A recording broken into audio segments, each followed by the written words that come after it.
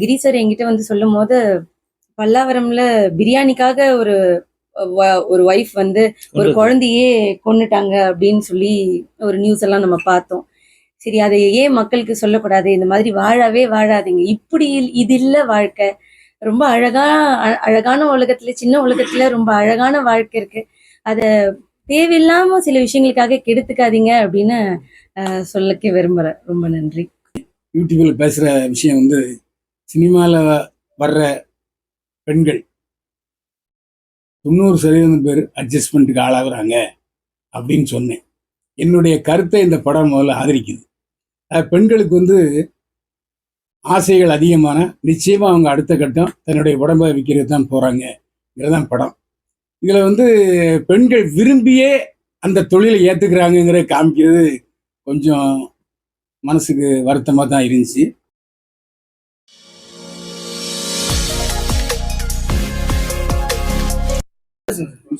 அனைவருக்கும் வணக்கம். பத்திரிகை சகோதரர்களுக்கும் தொலைக்காட்சி நண்பர்களுக்கும் யூடியூப் நண்பர்களுக்கும் அனைவருக்கும் இருமுனை திரைப்பட குழுவின் சார்பாக முதல்ல என்னோட நன்றியை நான் தெரிவிச்சுக்கிறேன். எத்தனை கோடி போட்டு படம் பண்ணாலும் அந்த படம் வெற்றியா தோல்வியா நிர்ணயிக்கிறது உங்க கையில மட்டும்தான் இருக்கு. எல்லாரும் சாமி கும்பிட கோயிலுக்கு போவாங்கன்னு சொல்லுவாங்க. அது சரியா தவறான்னு எனக்கு தெரியல. ஏன்னா நான் ஏற்கனவே திரும்பி பாருன்னு ஒரு படம் பண்ணேன். அந்த படத்தை வந்து மிகப்பெரிய வெற்றி படமாக்கி என்னை மறுபடியும் ஒரு படம் பண்ண வச்சது நீங்க தான். அதனால இந்த படமும் ஒரு வெற்றி படமா எனக்கு அமைச்சு கொடுக்கணும்னு சொல்லிட்டு உங்க எல்லாருக்கிட்டையுமே வந்து முதல் முறையா நான் திரும்பி பாரில் எப்படி உங்களை வந்து வேண்டி விரும்பி கேட்டுக்கணும் அதை தான் இப்பவும் நான் கேட்குறேன். நீங்க கேள்வி கேளுங்க, நாங்க அதுக்கான பதில் நாங்க வந்து சொல்றோம் சார்.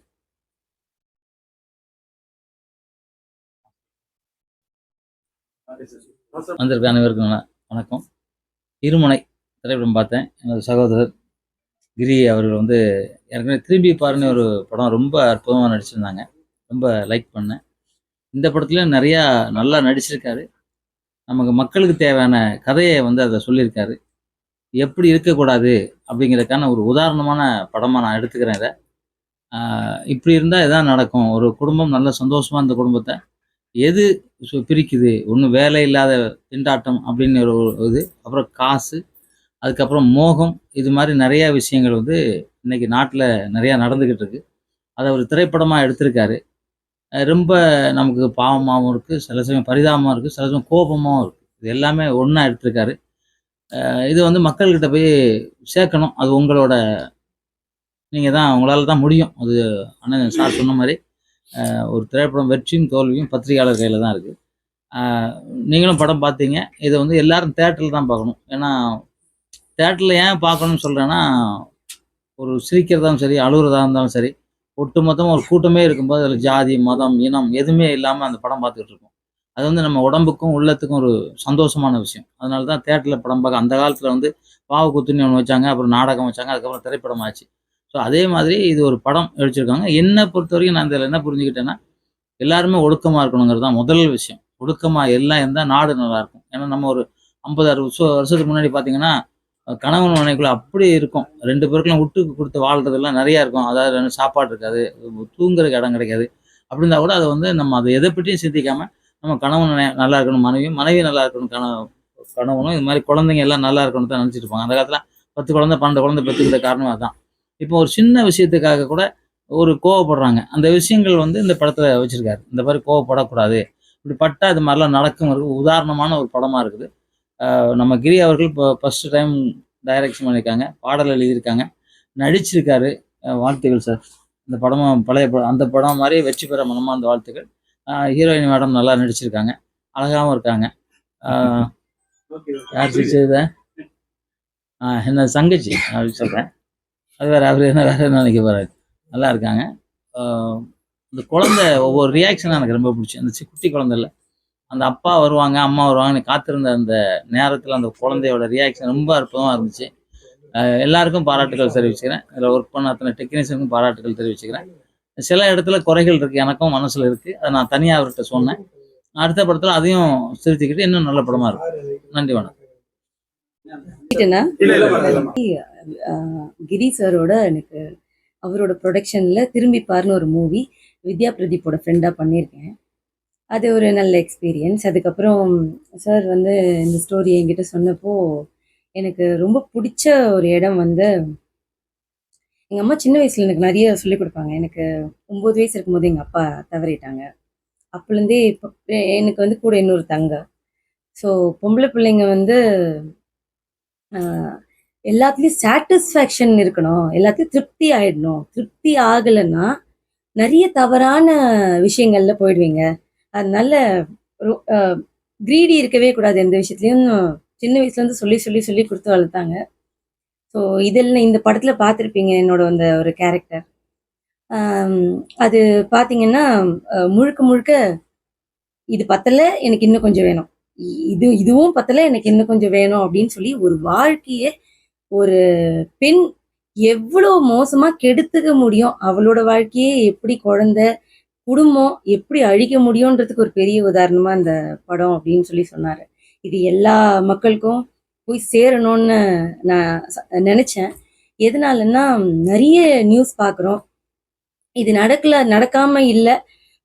இது இன்னும் கொஞ்சம் கூட மீடியம் உங்க எல்லார் மூலியமாவும் படம் ஏதோ ஒரு மூலியமா மக்களுக்கு போய் கொஞ்சமாவது எமோஷனல். அந்த காலத்துல இருந்தே பாத்தீங்கன்னா இயல் இசை நாடகம் தான் முக்கியமான ஒரு பங்கா இருந்தது, மக்கள் கிட்ட போய் சேர்க்கிற ஒரு ஒரு விஷயம்.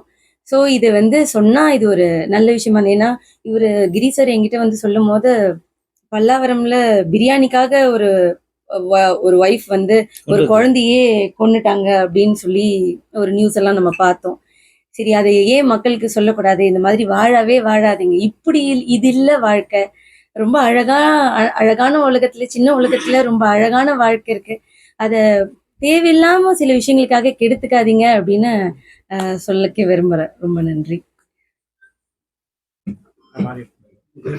அடிக்கடி யூடியூப்ல பேசுற விஷயம் வந்து சினிமாவில் வர்ற பெண்கள் 90% பேர் அட்ஜஸ்ட்மெண்ட்டுக்கு ஆளாகிறாங்க அப்படின்னு சொன்னேன்.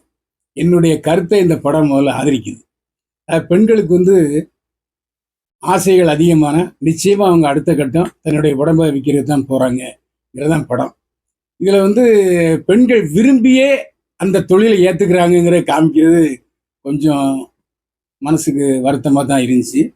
ஆனால் இவர் டிரைவராக இருக்கிறவர் அவ்வளோ பெரிய பங்களால எப்படி குடியிருக்கிறாருங்கிறது எனக்கு தெரியல. அப்போ ஒரு டிரைவர் எப்படி கான்வென்ட்ல படிக்க வைக்கிறாரு அப்படிங்கிறதும் எனக்கு தெரியல. லாஜிக் கொஞ்சம் நிறைய நெருடல்கள் படத்தில் இருக்குது. ஆனால் இப்படி ஒரு கருப்பானவர் அப்படி ஒரு சிவப்பானவர் ஏன் கல்யாணம் பண்ணிட்டாங்க அப்படிங்கிறதும் படத்தில் காமிச்சிருக்காங்க. அதாவது ஒருவேளை இவரை கல்யாணம் பண்ணிட்டா நம்ம வேற மாதிரி அப்படின்னு முதல்ல நினச்சிருக்கோம், ஆன்டிசிபேஷன். அதுவும் எனக்கு கொஞ்சம் சகோதரர் சொன்ன மாதிரி இருந்தது. என்ன காரணம்னா இதில் என்னென்னா காதலனும் அவ்வளவு மோசமாக இருக்காரு. இந்த படத்தில் வில்லன் வந்து ஒரு பெரிய மைனஸ் பாயிண்ட் நான் சொல்கிறேன். ஏன்னா வில்லன் இன்னும் கொஞ்சம் ஒரு ஆள் கொஞ்சம் ஒரு கருப்பாக இருந்தாலும் முக இதாக இருக்கலாம். ரொம்ப அவ்வளோ அந்த அவர்கிட்ட இந்த ஹீரோயின் பக்கத்தில் இருக்கும்போது எனக்கே மனசு கஷ்டமாக இருந்துச்சு. ஒரு காசு இவ்வளோ தூரத்துக்கு போகுமா அப்படிங்கிற மாதிரி எனக்கு ஒரு வந்துச்சு. ஆனால் தலைப்பு ஏன் இப்படி இருமுனைன்னு வச்சிருக்கீங்க? மனிதனுடைய வாழ்க்கையில வந்து ஒவ்வொருத்தருக்கும் ஒவ்வொரு என்ன சொல்றது, ஒரு ஒரு கையெழுத்து போடும்போது கூட ஒவ்வொரு கையெழுத்தும் ஒரு ஒரு வித்தியாசமா இருக்கும். அந்த மாதிரி தான் வந்து ஒவ்வொரு மனிதனுடைய தலையெழுத்தும் ஒவ்வொரு மாதிரியா இருக்கும். இருமுனை என்றது வந்து ஒரு கணவன், இந்த பக்கம் ஒரு ஒரு குடும்பம், ஒரு மனைவி. அந்த மனைவி வந்து ஒரு ஒரு நல்ல மனைவியா இருக்கணும், நாம இப்படிதான் வாழணும்னு ஒரு கணவன் வந்து நினைப்பான். அந்த மனைவி அப்படி இல்லைன்றப்போ நம்ம மனைவி மாதிரியே மற்றவங்களும் இருப்பாங்களா? அப்ப இந்த முனையில பார்க்கும்போது நல்லவங்க இருக்காங்க, இந்த முனையில பார்க்கும்போது கெட்டவங்க இருக்காங்க. இதை யார் கெட்டவங்க யார் நல்லவங்கன்னு அவனுக்கு புரியல. இருமுனை என்பது இரு கண்கள் மாதிரி, இரு மலர்கள். நம்ம நடிகர் திலகம் சிவாஜி சார் பார்த்தீங்கன்னா இரு மலர்கள்னு ஒரு படம் பண்ணியிருப்பாரு. அந்த மாதிரி வந்து இந்த இருமுனை என்றது வந்து பார்த்தீங்கன்னா நல்லவர்கள் கெட்டவர்கள், யார் நல்லவங்க யார் கெட்டவன் நம்ம கண்டுபிடிக்க முடியாது. ஒரு ஆண் அழிஞ்சு போறதுக்கும் ஒரு ஆண் நல்லா இருக்கிறதுக்கு காரணமே பெண் மட்டும்தான். அது யாரா இருந்தாலும் சரி. அதுதான் இருமுனைன்றது இந்த படத்தினுடைய தலைப்பு. இந்த படத்தில் நீங்க முதல் கொலை உங்க மனைவி தானே பண்றீங்க? மனைவி இல்லைண்ணா, அது சாதாரணமா இந்த மாதிரி தவறு செய்யக்கூடிய பெண்களை. நான் சொல்றது மனைவி இப்படி நடந்ததுனால தானே. ஆமா ஆமா ஆமா ஆமா. அப்போ நீங்க கண்டினியூட்டி மிஸ் ஆகிருக்கிறத நீங்க கவனிச்சிங்களா? எப்படி? ஏன்னா அந்த பொண்ணு கொலை செய்யப்படுற நேரத்துல கட்டியிருந்த சாரி வேற, ம். அதே மாதிரி புதைக்கிற போது பச்சை சாரி கட்டியிருந்தாங்க. ம். அது பழியர்னு தெரியறத நீங்க கவனிக்கவே இல்லையா? ம். என்ன ஊங்குறீங்க? கவனிக்கலையான்னு கேட்டேன். கலரிங் மாறி இருக்கலாம்னு நினைக்கிறேன். கலரிங் மாறல, ஒரே saree. சாரியே மாறி இருக்கு. அப்படியா? ஆமா, அதை அடுத்த இதுல கவனிச்சிங்க. ம். இவ்வளவு பெரிய ஒரு சீரியஸான விஷயத்துல ம். கொஞ்சம் இடையில கொஞ்சம் ஒரு மனசு திருப்திக்காக ம். ஒரு காமெடி சேர்த்துருக்கலாமே, ஏன் சேர்க்கல? கிரைம் ஃபுல்லா போயிட்டுமே, எது காமெடி? அப்படி பார்க்கணும்னா 2 சாங்கே வச்சுக்கிறீங்களே நீங்க. சாங் வந்து ஒரு குழந்தை பிறக்கணும், அதுக்கு வேற வழி கிடையாது, அதுக்காக ஒரு கதையை கொண்டு போக முடியாது, அதுக்காக ஒரு சாங். இல்ல நீங்க திடீர்னு குழந்தைய காமிச்சிட்டீங்க. 2 ஆண்டுகளுக்கு பிறகு நான் அது. அப்படியா? ஆமா கழட்டி போட்டீங்களா? ஆமா. சரி சரி. என்ன எதுக்கு சொல்ல வரேன்னா, ம். இந்த மாதிரியான, ஏன்னா ஒரு கதை, திரைக்கதை, வசனம், நடிப்புங்கிறது ரொம்ப சாதாரணமான விஷயம் இல்லை. ரொம்ப நுண்ணியமா நம்ம பார்க்கணும். கண்டிப்பா. நீங்க அப்படிப்பட்ட சூழ்நிலையில இதுல நிறைய பெண்களை நீங்க சேர்த்துருக்கீங்க. ம். நாட்டில் நிறைய பெண்கள் இப்படித்தான் இருக்காங்களா? இருக்கிறாங்கன்னு தான் நான் நினைக்கிறேன். ரொம்ப சந்தோஷம்.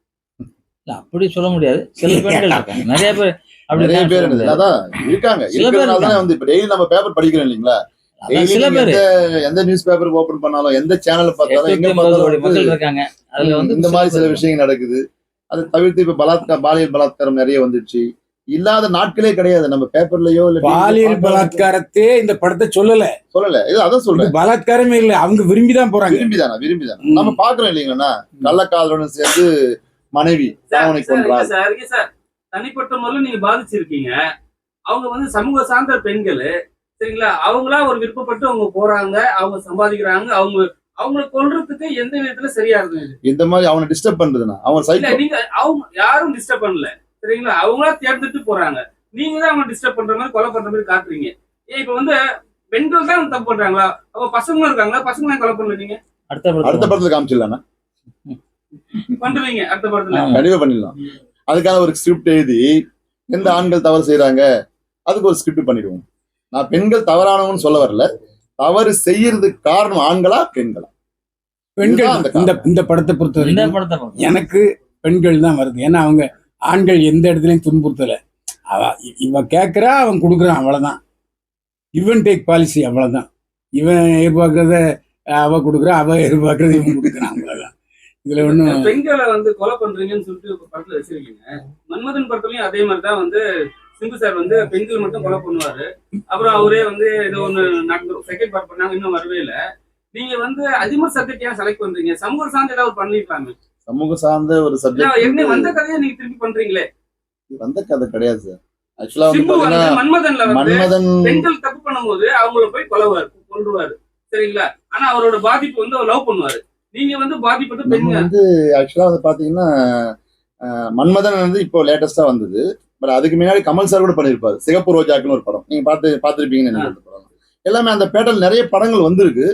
அது நீண்ட இடைவெளி ஆனதுனால நம்ம மறுபடியும் ஒரு படம் இந்த மாதிரி எடுப்போம் அப்படின்றதுக்காக எடுத்ததுதான். இன்னைக்கு காலகட்டத்துல கொடூரமா காட்டியிருக்கீங்க, கொடூரமா பேசியிருக்கீங்க. பெண்கள் வந்து இந்த படத்துக்கு வருவாங்களா? ஃபர்ஸ்ட் வருவாங்கண்ணா, கண்டிப்பா. எப்படி வருவாங்க நீங்க நினைக்கிறீங்க? ஆக்சுவலா வந்து பாத்தீங்கன்னா ஆக்சுவலா இந்த படத்துல வந்து பெண்களை வந்து தப்பா தான் காட்டியிருக்கீங்க. தப்பா காட்டல. குடும்ப பெண்ணையும் தப்பா தான் இல்ல காட்டியிருக்கீங்க. ஏன் காட்டல அப்படின்னா, இல்ல நான் சொல்லிடுறேன் ஏன் காட்டல அப்படின்னா, நீங்க காட்டியிருக்கீங்கன்னு சொல்றீங்க, பட் காட்டல. என்ன காரணம்னா, ஒரு கணவன் சரியான கணவனாக இருந்தால் ஒரு பெண் தவறு செய்ய மாட்டான். அவன் சரியான கணவனா இல்லாதனால்தான் அவன் தவறான ஒரு வழியில போறான்.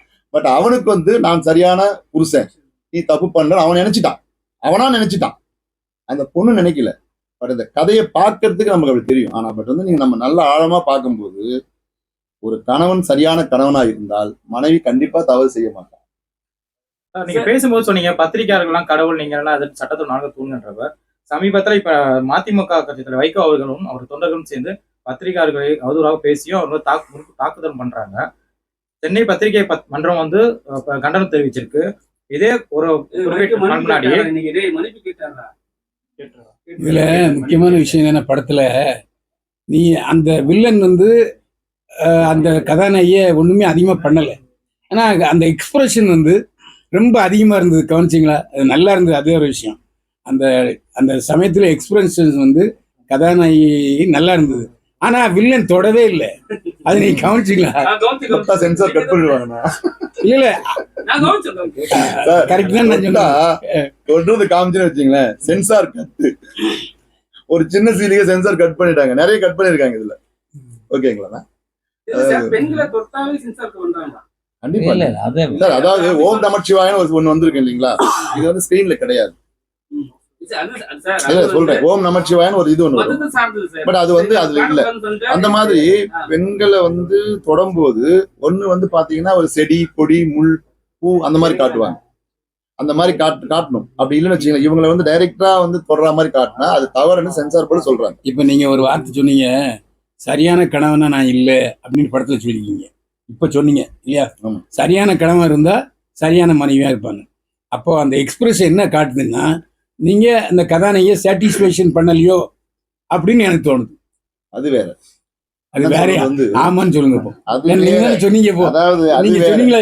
அதாவது எல்லாமே வந்து ஒரு மனைவிக்கு வந்து எல்லாமே கொடுக்கணும். கணவன் சாட்டிஸ்பேக்ஷன்ன்றது வந்து அது வேற. கணவன் என்றவன் வந்து தன்னுடைய மனைவிக்கு வந்து எல்லா விதத்திலையுமே வந்து அவளை சந்தோஷமா பார்த்துக்கணும். அவன் தான் கணவன்.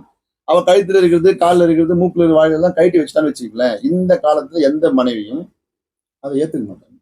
ஒரு பொருள் வாங்கி கொடுத்தா சந்தோஷப்படுவாங்க. ஒரு பொருளை வந்து நம்ம வந்து வாங்கிட்டே இருந்தா எந்த மனைவியும் அதை ஏத்துக்க மாட்டாங்க. அதுதான் அந்த, அதாவது சாட்டிஸ்பேக்ஷன்ன்றது வந்து அது வேற. That's not all the wives. Yes. Very few. ஆமா, அது வந்து சொல்லணும். அது கண்டிப்பா பதிவு பண்ணணும்.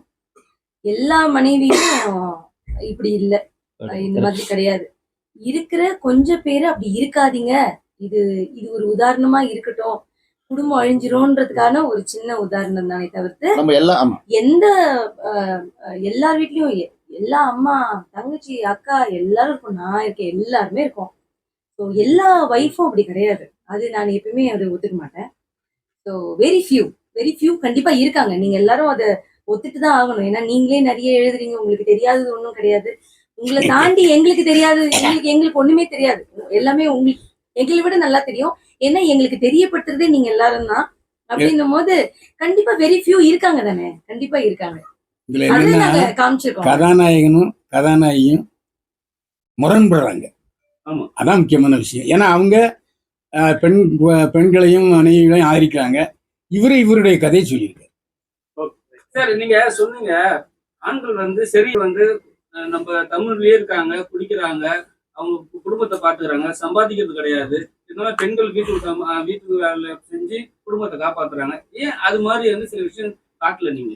அதாவது சார், இல்ல நீங்க சப்ஜெக்ட் நீங்க எடுத்து வரீங்க, அதையே காட்ட மாட்டீங்க. ஏன்னா அதுவும் ஒரு நல்ல பெண்கள் தானே. நம்ம வந்து சார், இது வந்து ஒரு சினிமா, உங்களுக்கு கெட்டது தெரியும். மட்டும் காமிக்கிறீங்க. சினிமான்றதை வந்து நம்ம 4 மணி நேரம் ஓட்ட முடியாது. சினிமான்றது அதிகபட்சம் 2 மணி நேரம் போகலாம். அதுதான் ஒரு சப்ஜெக்ட் காட்டுறோம். பட் என்ன அப்படின்னு சொன்னா, நம்ம அம்மாவும் ஒரு பொண்ணு தான், நம்ம கூட பிறந்த தங்கச்சியும் ஒரு பொண்ணு தான், நம்ம மனைவியும் ஒரு பெண்ணு தான், அடுத்த பெண்ணும். நான் சொல்றது, நான் இந்த கதை என்ன சொல்ல வரேன் அப்படின்னு சொன்னா, எல்லா பெண்களையும் குறிப்பிடல.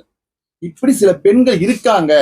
இந்த மாதிரி வாழாம ஒரு நல்ல வாழ்க்கை வாழ்ந்தா நம்மளும் நல்லா இருப்போம், நம்ம நாடும் நல்லா இருக்கும், நம்மளை சுத்தி இருக்கிறவங்க நல்லா இருப்பாங்க, எல்லாருமே நல்லா இருப்பாங்கன்னு தான் இந்த கதை. சார், ஒரு மாசம் முன்னாடி சோசியல் மீடியாவில் நீங்க பார்த்திருப்பீங்க.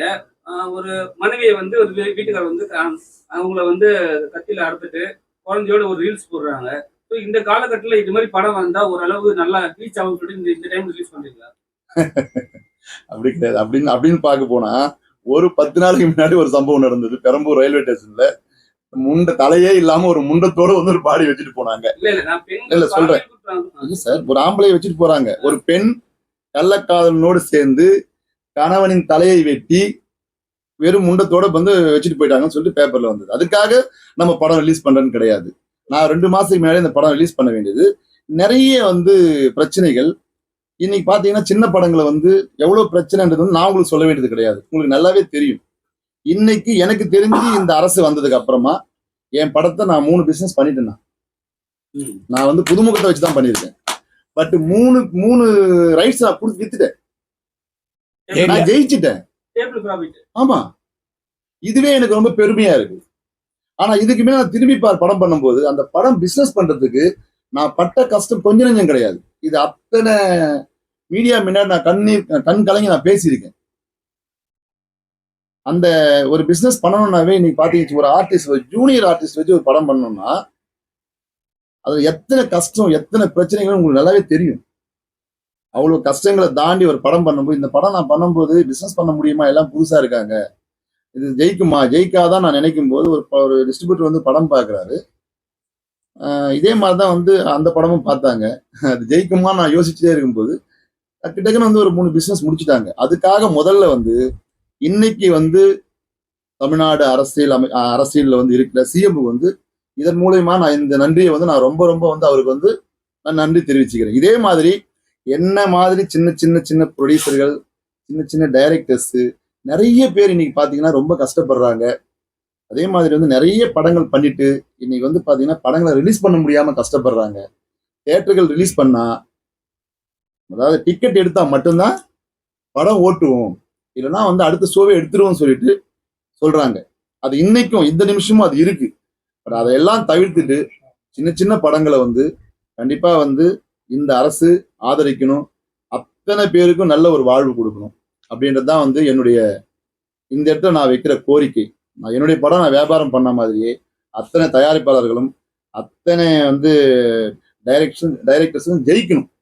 அவங்க ஜெயிக்கிறதுக்கு இந்த மீடியாவும் இந்த அரசும் பத்திரிகையாளர்களும் ரொம்ப சப்போர்ட் பண்ண சொல்லி இந்த வாயில நான் வந்து கேட்டுக்கிறேன். அண்ணன் ஜாக்வார் தங்கம் அவர்களும், பயில்வான் அண்ணன் ரங்கநாதன் அவர்களும் இங்க வந்ததுக்கு வந்து என்னுடைய மனமார்ந்த என்னுடைய வாழ்த்துக்கள் நான் சொல்றேன். என்னுடைய படத்துக்கு வந்து ஆரம்பத்தில இருந்து இது வரைக்கும் எனக்கு ஃபுல்லா ஒத்துழைப்பு கொடுத்த என்னுடைய நண்பரும் என்னுடைய சகோதரருமான PRO விஜய் கார்த்திக் அவர்களுக்கு இந்த நேரத்துல வந்து நான் ரொம்ப நன்றி சொல்றேன். நான் கடமைப்பட்டிருக்கிறேன். மெயினா வந்து அத்தனை பேருக்கும் என்னுடைய வாழ்த்துக்கள் உங்களுக்கு. அவங்க வந்து என்னுடைய குடும்பம், என்னுடைய கூட பிறந்தவங்க மாதிரி. அதனால வந்து நாங்க என்னைக்குமே ஒரு குடும்பம் தான். அதே மாதிரி அவர் சொல்லாத ஒரே ஒரு விஷயம், தமிழக முதல்வர் புரட்சி தளபதி ஜோசப் விஜய் அவர்களுக்கு ஒரு வேண்டுகோள். சின்ன பட்ஜெட் படங்களுக்கு குறைஞ்சது ஒரு 2 நாளைக்காவது வரி விலக்கு கொடுங்க. அந்த 2 நாள்ல அவங்க படம் பார்க்குறவங்க போய் மவுத் டாக்ல நல்லா இருக்குன்னா நிச்சயமா படம் ஓடும். வேற எந்த சலுகையும் செய்ய வேண்டாம். 2 நாள் வரி விலக்கு கொடுத்தா அவங்க பிழைப்பாங்க. கண்டிப்பா சின்ன படங்களுக்கு ஒரு 50 தியேட்டர் ஒதுக்கணும். இல்ல, அது தியேட்டர் ஒதுக்குறதுக்கு இப்ப அரசாங்கம் யாரையும் கம்பல் பண்ண முடியாது.